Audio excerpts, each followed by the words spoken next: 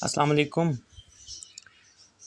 आज हम डिस्कस करने जा रहे हैं chapter number 4 FSc part 1 biology, जिस चैप्टर का नेम है सेल एंड ऑर्गेनेली। इसकी जो डायग्राम्स हैं वो बहुत इजी वे में ड्रॉ की गई हैं। जैसे कि सबसे पहले सेल मेम्ब्रेन, इसके दो मॉडल्स का जिक्र किया गया है। सबसे नंबर 1 पे है unit membrane model. Unit membrane model देखें तो ये बिल्कुल सिंपल है। सबसे पहले आपने लिपिड बाइलेयर की दो जो है वो लेयर्स ड्रॉ कर देनी है, फिर उसके ऊपर प्रोटीन की लेयर बना देनी है। जैसे ये हेडिंग में मेंशन है, आउटर प्रोटीन लेयर और सबसे नीचे इनर प्रोटीन लेयर और दरमियान में लिपिड बाइलेयर। फिर लिपिड का ये जो सेल मेम्ब्रेन है इसका मॉडल है, जिसे हम फ्लूइड मोज़ेक मॉडल कहते हैं। बिल्कुल इजी वे में आपने ड्रॉ करना है। सेम पहले जैसी लिपिड बाइलेयर की 2 लेयर्स आपने बना लेनी है और इसमें कुछ प्रोटीन्स उनके सरफेस पे रख देनी है जिनको हम सरफेस प्रोटीन कह दें, और उनके अंदर कुछ प्रोटीन्स एम्बेड कर देनी है और कुछ ट्रांस प्रोटीन। ये सिंपल सा व्यू है डायग्राम का, लेबलिंग साथ है, तो बहुत इजी व्यू है। इसके बाद हम नेक्स्ट डायग्राम की तरफ चलते हैं। सेल वॉल बहुत इजी वे में, जैसे कि आपको ऊपर 2 सेल्स 2 बॉक्स की फॉर्म में नज़र आ रहे हैं, सेल 1 सेल 2। उनके दरमियान में पिंकिश डॉट्स आपको नज़र आ रहे हैं जिनको हम मिडल लैमेला कह रहे हैं। इसी तरह सबसे पहले जो लेयर बनने वाली होती है वो है मिडल लैमेला। मिडल लैमेला के साथ जो आपको लेस थिन लेयर नज़र आ रही है, फर्स्टली फॉर्म लेयर, उसे हम कहते हैं प्राइमरी वॉल। उसके बाद एक थिक सा बॉक्स आपको नज़र आ रहा है, वो होती है सेकेंडरी वॉल। तो ये सेल वॉल का क्रॉस सेक्शन है। इसके बाद अगर देखें तो साइटोप्लाज्म का स्ट्रक्चर अगर हम ड्रॉ करें तो सबसे पहले ये जो ब्लैक मार्कर से हाईलाइट की गई है मार्जिन पे, उसे हम सेल मेम्ब्रेन कह रहे हैं।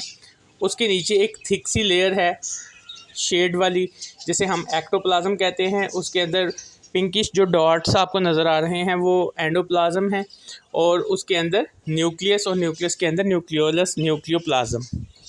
साइटोप्लाज्म की डायग्राम। इसके बाद नेक्स्ट राइबोसोम आपको पता है कि ये 2 सब यूनिट्स पे कंसिस्ट होता है, लार्जर सब यूनिट एंड स्मॉलर सब यूनिट। ऊपर वाला जो है बड़ा सा ये लार्जर है और नीचे इसके स्मॉलर सब यूनिट है। फिर आ जाती है डायग्राम नीचे गोल्जी अपरेटस की। गोल्जी अपरेटस कुछ स्टैक्स पे कंसिस्ट होता है जिनको हम सिस्टर्नी कहते हैं। ये आपके सामने बेसिक सा इमेज बना हुआ है।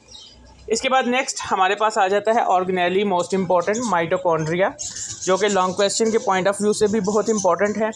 इसमें हम देखते हैं कि माइटोकॉन्ड्रिया जो है सिंपल सा आपके सामने ड्रॉ किया गया है, जो कि एक रॉड लाइक स्ट्रक्चर होता है।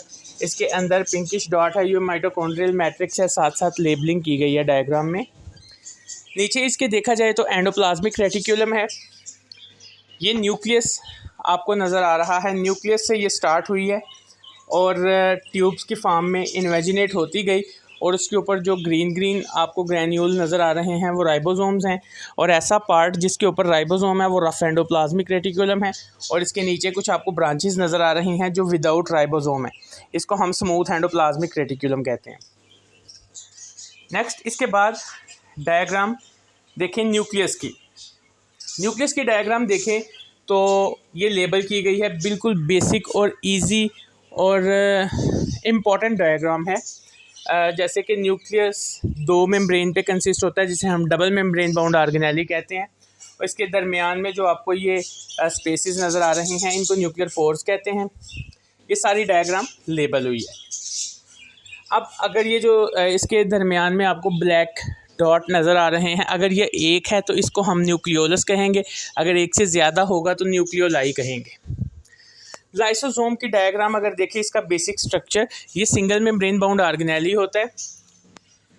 ये जैसे कि आपको एक नीचे स्केच सा नज़र आ रहा है, फूड पार्टिकल बाहर से आ रहा है और सेल मेम्ब्रेन को जैसे ही इसने टच किया, सेल मेम्ब्रेन अंदर की तरफ इन्वेजिनेट हुई और फूड पार्टिकल अंदर जाके फूड वैक्यूल बन गया। अब इसने जैसे ही ये डॉटेड वाला प्राइमरी लाइसोसोम इसके पास आया, ये लाइसोसोम जो आया इसके अंदर एंजाइम्स हैं, इसे प्राइमरी लाइसोसोम कहेंगे। जब ये इसके साथ मिला सेकंड स्टेप में तो ये सेकेंडरी लाइसोसोम होगा, और जब ये इसको डाइजेस्ट कर लेगा तो ये टर्शरी लाइसोसोम बन जाएगा। इंशाल्लाह हम नेक्स्ट वीडियो में बात करेंगे नेक्स्ट टॉपिक पे। अल्लाह हाफिज़।